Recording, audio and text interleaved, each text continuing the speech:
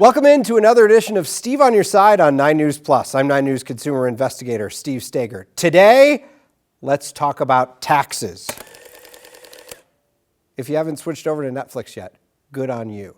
We're going to talk about things that procrastinators need to talk about, like what to do at the last minute if you haven't filed your taxes yet, some commonly overlooked deductions that you might find, and tips on what to do if you really are waiting until the last minute and need some extra time. But let's start with a free way to file your federal taxes this year.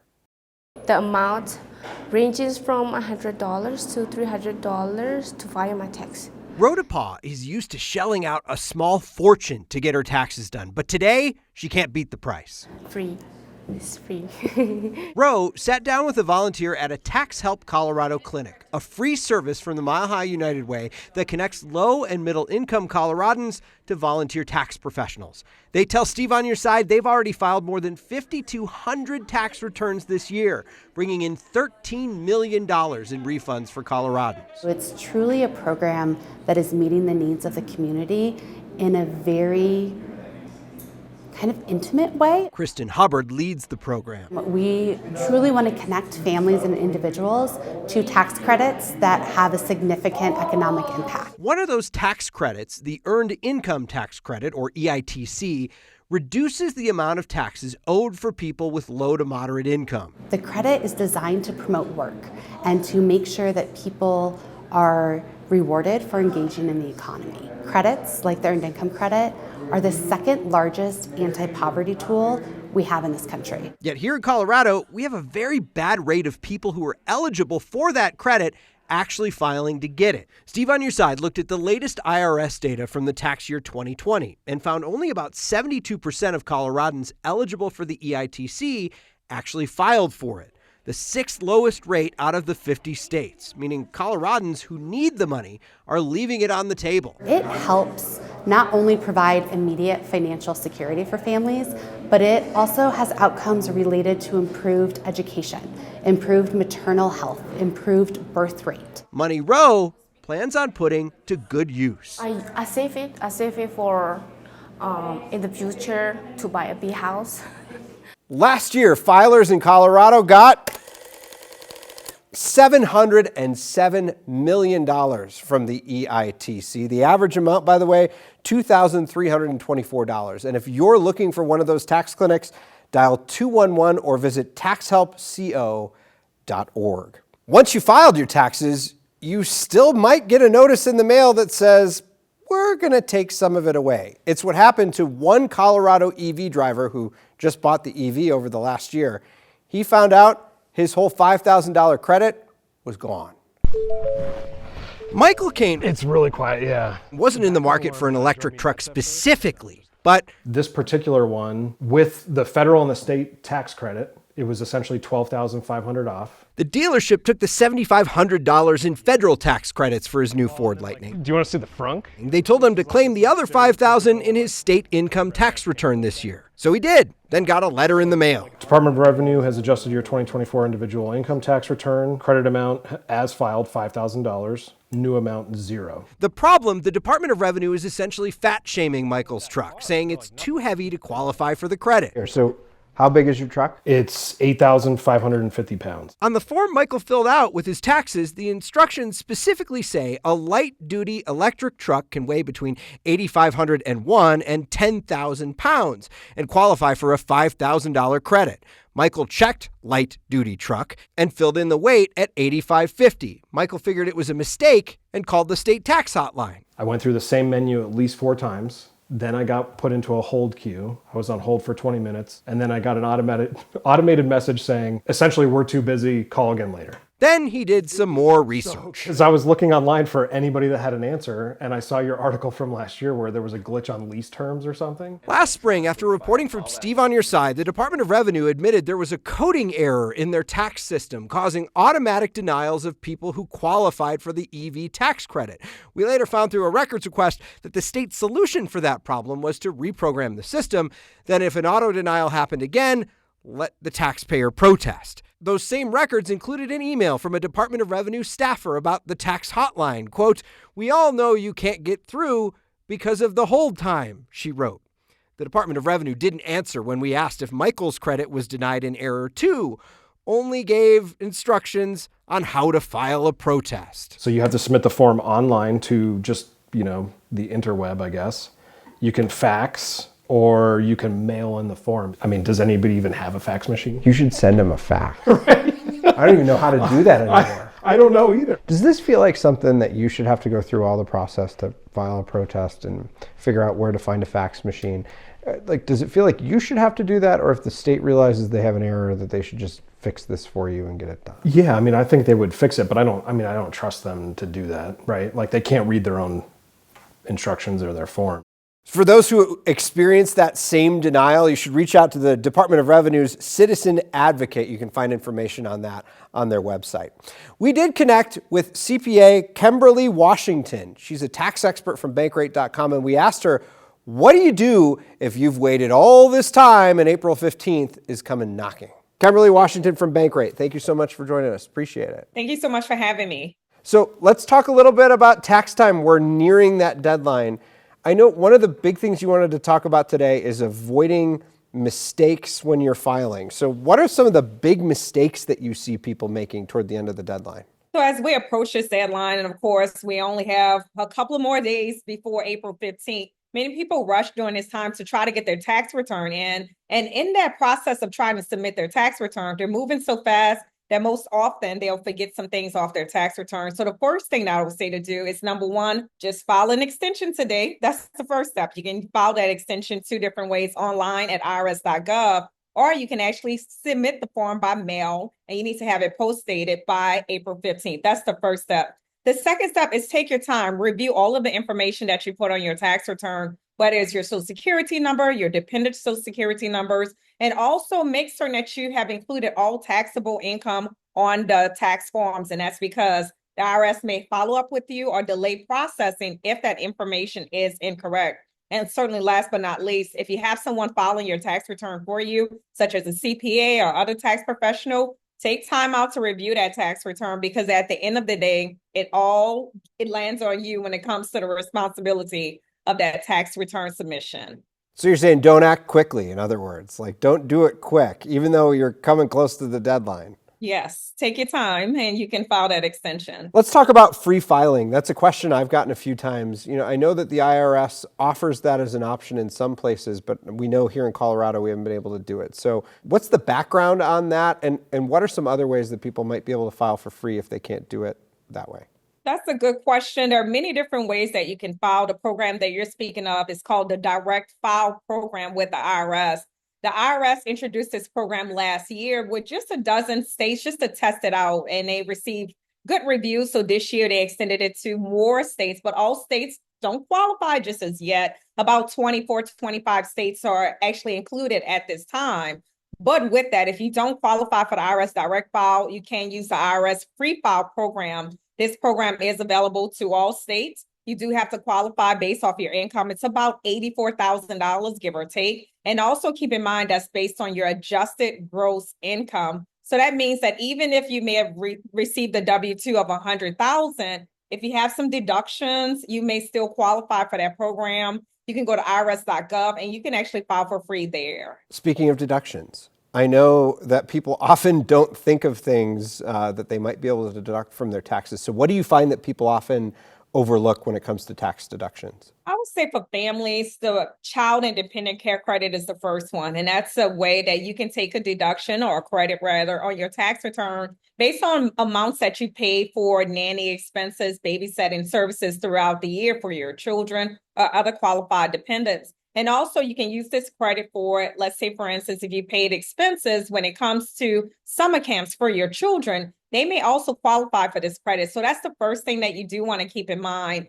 If you're a teacher and you're listening right now, and of course, we know our teachers pay out of pocket for certain expenses, you can also claim education credit, educator expense credit rather, on your tax return. And you can do this without itemizing. So that's also an option. And I would say last, but certainly not least, if you're a small business owner and you're trying to figure out all of your deductions that you can take, many people often look the insurance, self-employed insurance premium deduction that you can take whether or not you itemize, and this could be a big deduction for so many small business owners. So those are some of the deductions that you want to keep your eye out for. My wife is a teacher, and when I go to file so often, I'm like, how much did you spend in the last year? And she's like, I don't remember. So hopefully this is a good reminder to people, hey, if you're a teacher, track your expenses and keep them up here or write them down somewhere so you know exactly what to deduct. Yeah, that's a good point, especially for teachers when they spend so much money for their kids. Tell me about it.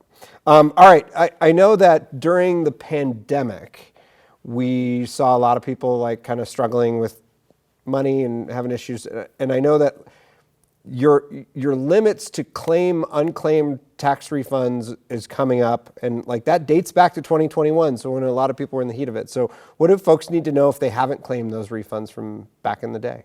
Right. So April 15th is just not a deadline for your 2024 tax return, but it's also a tax deadline when it comes to your 2021 tax return. And so let me just explain. The IRS allows for 3 years for you to file for a tax refund. And so with April 15th being right around the corner, if you don't file for your tax refund in that year, this year, April 15th for 2021, you're going to lose it forever. It becomes property of the government. And that year is very important because just as you mentioned, many people also qualify for what's called a recovery rebate credit. And this was an amount that was given to you, of course, if you did not receive your full stimulus payment or maybe a partial amount, or maybe you realize that you may have even qualified for more. So this money is out there. The IRS has said it's about $1 billion of unclaimed refunds for 2021. But after April 15th, if you don't file for that 2021 tax return, that refund is gone forever. It's wild. The numbers are crazy. I'm just looking at it right now. 1.1 million taxpayers, they estimate there's about $1 billion in unclaimed refunds. This is the time of year, I'm the consumer reporter, and I seem to be the guy who gets all the emails about like, hey, this person took this money from me. Hey, this person took this money from me. It would seem that scammers are extra busy right now. What are some of the tax scams that you're seeing? They're pretty busy. I used to work myself for the Internal Revenue Service a while back as a criminal investigator and also revenue agent. And one thing I often tell people is that, number one, the IRS is not going to call you on the phone and threaten you and say, hey, we need money right now, or else. They're just not going to do that. They're not going to send you an email or a text message to say, we need this additional information in order to process your tax refund. Those are just some steps that the IRS will not take. But we're in the middle of tax season, and many people are reporting different scams from tax scammers. They're requesting this information. But the biggest thing you need to know, that's definitely not from the IRS. They won't call, harass you. They'll send you a letter in the mail first and say, hey, we're looking at your tax return. We have questions. And they'll may be willing in those cases to set up an appointment or whatever the case. And at that point, they may call you, but they're not just going to call you out the blue and say, hey, we need this information right now, or else you're going to jail. That's simply just not the IRS. I also hear from folks who've had like scammers pop on the IRS and pretend to be them and claim their refund. I know that the IRS offers a new program to kind of avoid that. I don't know if you have any insight into that, and as far as like kind of verifying you are who you are. So with the online ID, even when you log into your account, the IRS has now beefed up their security measures. Well, you need to take a selfie or provide additional identification just to verify it is you that's requesting that information. So the IRS are taking additional steps. They're very aware of the different scams that's going around for scammers trying to obtain your information. But the biggest thing, of course, when you go to the irs.gov website, make certain that you're going to the correct URL. And at that place, it'll be a safe space for you to provide your information. Okay, you talked a little bit about this at the beginning, but let's talk about it again. I am a notorious procrastinator. My wife reminds me of that all the time. And say I'm worried I'm not going to make this deadline. What do I do if I know I'm not going to be able to make it by April 15th? I always tell people it's okay to file an extension, and it just really is. That's why it's out there. There is why it is available to you. So you can file the extension form 4868. That gives you an additional time to file. But the biggest thing, it doesn't give you additional time to pay. So even if you file that extension before April 15th or on April 15th, you want to make certain it's filed timely. If you expect that you're going to owe money to the IRS, you need to also make a payment to the IRS on that date, because your penalties are going to be based on any unpaid taxes. So actually the payments are more important than the filing when it comes to the penalty. So file the extension. If you're not going to make it, you can do it 2 different ways. Again, online, or you can go to irs.gov. You can do it there online, or you can drop it in the mail and make certain it's postmarked by April 15th. But again, you do want to make a payment at that time because it doesn't extend the time to pay. Anything else you want to bring up that you think people make mistakes in these waning weeks? 2021, I think, is the biggest thing because a lot of people don't realize that after that deadline, that money is really just gone for good. Kimberly, thank you so much for taking the time and chatting with us. Thank you. I appreciate you. All right, did you file your taxes yet? I filed an extension. Oh, you did? Yes, I filed an extension. I've run into so many tax professionals who do that. Some years I'll file on time, make sure mine's in, but I'm usually responsible for my family, my friends. I take care of all their taxes, my dad's, everybody. So I make sure I get theirs in, and then I'm like, okay, I'll stop, and then I can just take a breather, and I just file mine, get it in, get my payments in, and I don't worry about it. So that's what I do. So you're up pestering people for receipts for the first part of the year. You're just like, give me your documents, please. Yeah, I am. Like, if you want it done on time. If not, just, hey, go away. Love it. Thank you so much for taking the time. I really appreciate it. Thank you so much. Have a good one. Our thanks to Kimberly. And by the way, her employer, Bankrate.com, says more than 1 in 3 U.S. adults have experienced some kind of financial scam in the last year. And a lot of those adults have cashed in retirement accounts to pay for the scam. And they're going to find out very, very quickly that a loophole in the federal tax law means the tax man's going to come knocking. It's like a cycle that you can't get out of. Debbie Fox calls it triage trauma. The few months when she was in hiding, ashamed of sending $58,000 to a man named Russell, a man who'd talked to her nonstop for weeks via phone and video chat, then convinced her he was in trouble and needed the money.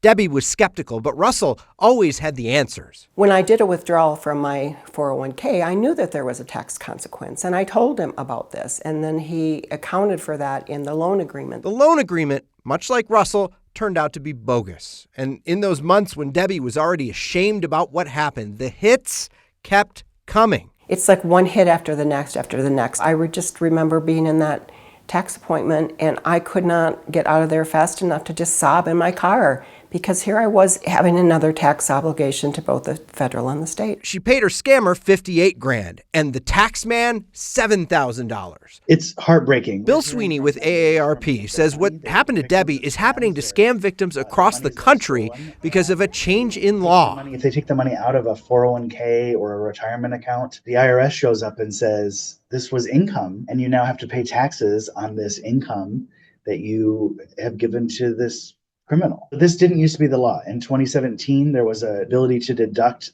these sorts of things, fraud, theft, or disasters. In the 2017 tax law, they tightened that tax credit up so that it could only be used for natural disasters. Sweeney says the problem is only escalating with scammers getting more and more sophisticated and convincing. These criminals do this all day long. They spend all day, every day, figuring out ways to target people, to use psychology, to use artificial intelligence and technology to find exactly the right buttons to press. The AARP and scam victims like Debbie are pushing Congress to change the law. This is not the way the government should be funding itself, on the backs of people who have just been a victim of a terrible crime and have lost their entire life savings. To have your own government then tax you, have that more tax obligation, is just layering it on. So there have been attempts to change that in Congress, but of course it's Congress and they've gone nowhere. There's hope that with the new sunsetting tax law and the need for a new tax bill, they might be able to get something done. The estimate, by the way, it would cost about $100 million for the government to institute that tax deduction for scam victims, but that would be a drop in the bucket compared to what some of these folks are losing in scams. That's going to do it for this edition of Steve on Your Side on 9 News Plus. Remember, there are only 2 things for certain in life: death and taxes. And if you're having problems with either one of those or any other consumer issue, email steveonyourside@9news.com. Until next week, I'm Steve Staeger. Steve on Your Side, 9 News.